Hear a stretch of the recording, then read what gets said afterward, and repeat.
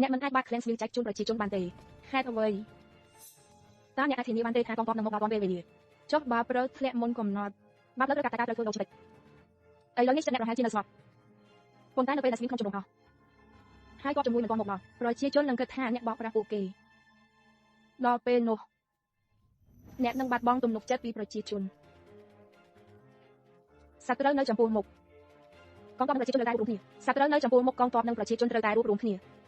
ពេលនេះមិនអាចបាត់បង់សាច់ក្តីស្មោះត្រង់បានទេត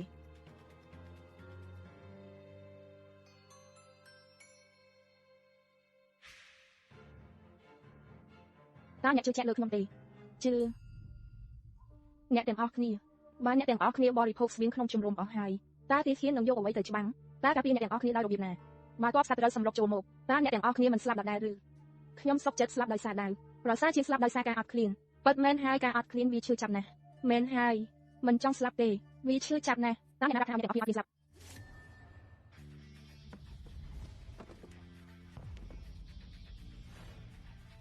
ខ្ញុំឈ្មោះលីមេងជាពាណិជ្ជករម្នាក់ឥឡូវនេះខ្ញុំចង់ធ្វើចំនួនជាមួយអ្នកទាំងអស់គ្នាឲ្យតែអ្នកទាំងអស់គ្នាយករបស់របរដែលមានតម្លៃបន្តិចបន្តួចនៅផ្ទះមកឲ្យខ្ញុំនឹងដូរស្បៀងឲ្យអ្នកទាំងអស់គ្នាឧទាហរណ៍ដូចជារបស់របរដំណើរគ្រឿងដំបងគ្រឿងអលង្ការគំនូឬជើងទៀនសម្រាប់អ្នកអាចរបស់ផ្សេងៗក៏បានចានបែកក៏អាចដូរយកស្បៀងបានដែរយកមក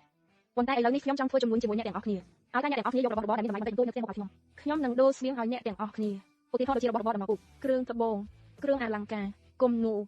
ឬជើងទៀនសម្រាប់ចានឬរបស់ផ្សេងៗទៀតខ្ញុំមិនមែននិយាយថាអ្នកអាចឆ្លងរដូវរងាបានទេគឺពិតជាអាចខ្ញុំមិនត្រឹមតែអាចធានាថាអ្នកនឹងឆ្លងផុតរដូវរងាទេថែមទាំងអាចធានាថាអ្នកនឹងឆ្លងផុតបនចូលឆ្នាំដោយសុវត្ថិភាពទៀតផងតើពិតជាមានប្រយោជន៍មែនឬពិតជាមានប្រយោជន៍យ៉ាងណាក៏ដោយចានបែកនេះក៏គ្មានប្រយោជន៍សម្រាប់យើងដែរខ្សែរបរមើលក៏មិនខាត់អ្វីដែរផ្ទះខ្ញុំក៏មានដែរ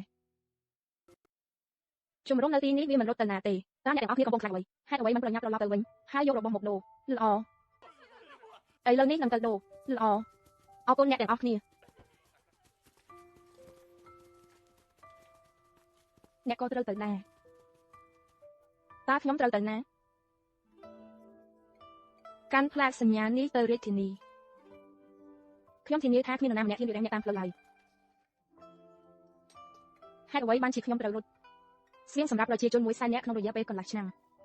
ទោះបីជាអ្នកមានសមត្ថភាពខ្លាំងប៉ុណ្ណាក៏ដោយអ្នកក៏មិនអាចទិញបានដែរ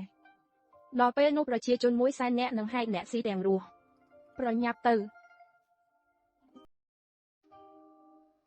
ខ្ញុំអាចធ្វើបាន